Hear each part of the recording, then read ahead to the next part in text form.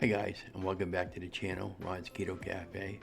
Today we're going to be making this hearty spaghetti sauce. Now this look really delicious. This is a pretty basic forward recipe, and so without further ado, why don't we go right into the recipe. And while you think about it, don't forget to subscribe to the channel and enjoy your day. Okay, for your ingredients is you will need 1 pound of ground beef. We're using 2080 ground chuck. You'll need 1 medium onion, 1 small green bell pepper, 4 cloves of diced garlic, 2 teaspoons of dried oregano, 1 cup of Romano cheese or any cheese of your choice. Parmesan would work really well with this.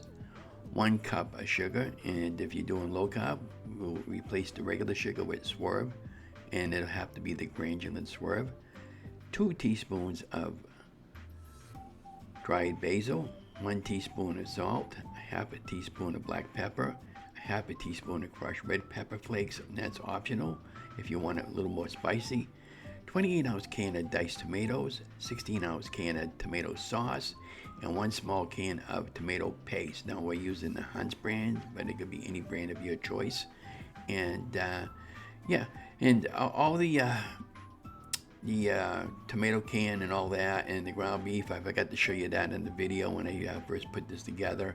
So now why don't we just go right into the overall recipe, and from this point on we'll just have music going, and what I'm doing now is to get ready to dice up all the ingredients. Now on the garlic, I ended up buying a tub of that garlic that was already peeled, and by the way, you can freeze that, so it saves us some time later on, and I always like to have fresh garlic on hand. And also when I made the spaghetti sauce at the end, I forgot to add sugar to my sauce, and it came out really acidic, so I ended up adding that in later, and then I bagged it off into a couple of Ziploc bags for future meals, and I'll have all the links in the show more in the products that I used. But anyways, let's get right to the recipe, and I hope you enjoy it, and enjoy your day.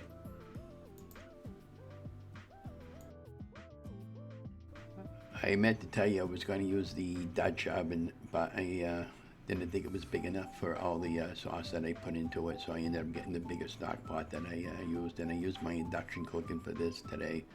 And again, it came out really well. I just used a little bit of olive oil, maybe about a quarter of a cup of olive oil, and what I was doing in this particular segment with the camera pointing into the stock pot, I ended up sauteing the onions and everything until everything was kind of like soft, and you want to make sure you don't burn your garlic, because the sauce, when it come out really well, but it did come out just better than I thought. It was really tasty. Again, it would have tasted better with some sugar in it, so we ended up putting it afterwards, and again, we forgot to build that part out. But overall, I think this is a pretty good video just to give you a general idea how to make a quick sauce. And then what I was doing was I was adding in some salt over the top there just to sweat out the onions and bring out some more flavor. And yeah, what I love about the induction cooking, it didn't take hardly any time at all. The total cooking time for this took maybe about 30 minutes after I get everything all prepped up. And I hope you really enjoyed the video, because I feel a lot better now, and I just wanted to thank you guys for being patient with me. And let's continue on.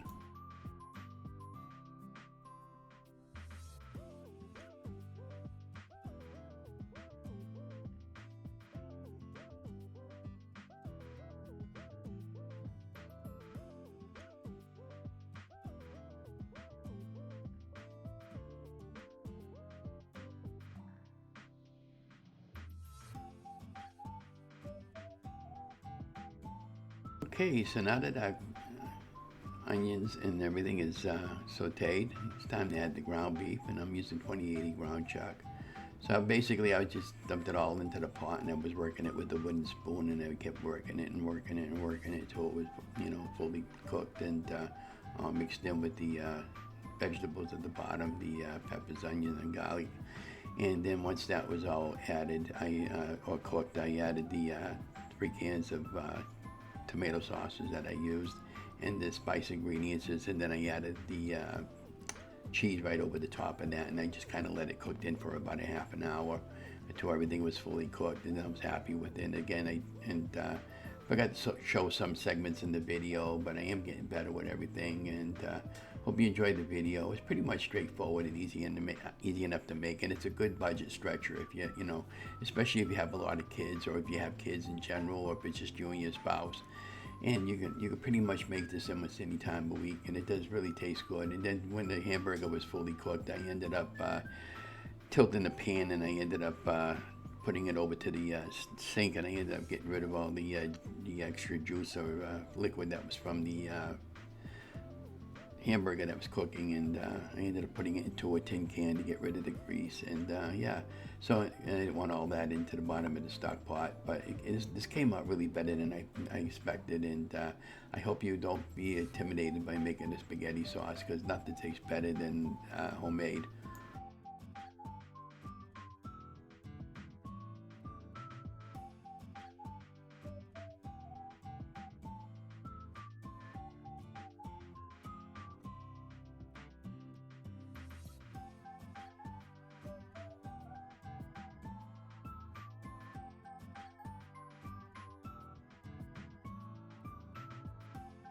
Okay, now that our meat is cooked and happy with it, it's time to add the cans of sauce.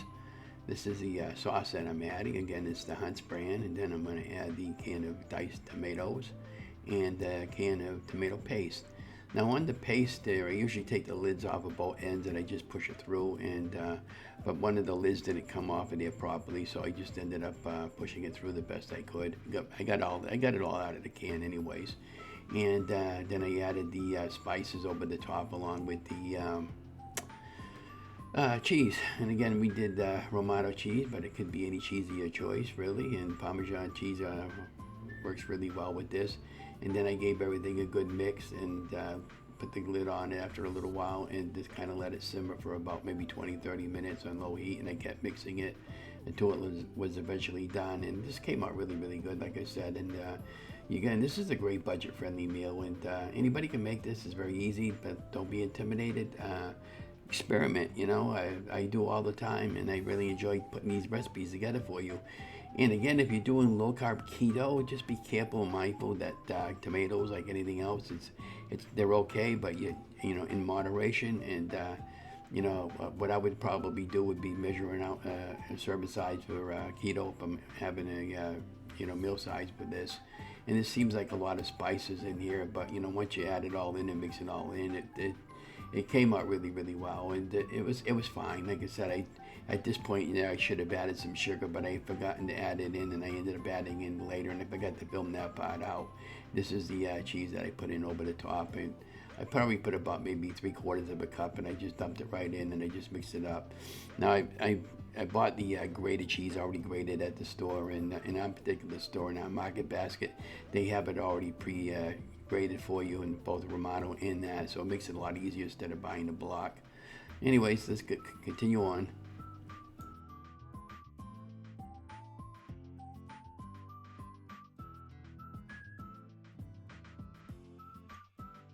Well, sauce is done. Doesn't that look really, really good? Well, it actually was after I added the sugar into it. And what I'm doing now at this point there, we're going to take it and we're going to bag it into 2 Ziploc bags. So I ended up marking the bag meat sauce with the date that I created the sauce, and I ended up getting 2 bags that I put into the freezer for future meals. And this is a really good way of prepping your meals, by the way, and getting your budget friendly into the month, because you know, if you're not doing low carb keto, you get yourself a couple of pounds of pasta, and or you can make your own pasta if you're really into that. But you know, we're trying to lose weight, and what we're going to do with some of the spaghetti sauce, we're going to get some of that spaghetti squash, and we'll probably just put it over the top after we cook it up, and that should be a really good low carb keto meal. And again, this came out really, really good. Now, my next time I make a spaghetti sauce, I'm going to make the same probably recipe again, the overall, but then I'm going to do some meatballs and show you how to make meatballs for the Italian meatballs, and sausages, and we'll put those in little containers and put those in the freezer. And there's nothing wrong with getting ahead a little bit with your freezer meals and stuff like that. I mean, everything's so expensive and crazy nowadays. You know, you have to do what you have to do to survive right now. And Again, if you're doing low carb keto or low carb weight loss, I wouldn't recommend spaghetti, but you know, do what works right for you. And I often say in many of my videos, you do you. So at this point, I was just covering up. I was letting it simmer a little bit while it was, you know, finishing up cooking, and then I ended up now showing you in the video what it actually looks like, and that's the final product. And again, it really came out really nice and thick. If you want it a little thinner, you could add a little water to it. And I like a really good thick spaghetti sauce, by the way, because it really gives it a really good flavor. You know, over the years that when Mom was around, you know, we had 4 kids, and I had 3 sisters, and I was the only brother or boy. And you know, we had to do what we had to do to survive. You know, she lived on a really low income. These things that I'm using there to hold my Ziploc bag open, they called Ziploc bags holders, and I ended up getting that on Amazon. They weren't that expensive, by the way, and I get the majority of my stuff in Amazon when I can't find the what I'm looking for in the grocery stores. And you know, it's great because they send it to your house, and if you're not happy with the product, most of the time they are returnable products. Just be careful when you buy something like that, make sure they are returnable. And then you can see where I marked the date, and I was just showing you what they look like. And once these fully cool down, I pop them in the freezer, and again, I'll get probably half a dozen meals out of each one of those bags. Don't forget to like, share, and subscribe to the channel. Love you guys.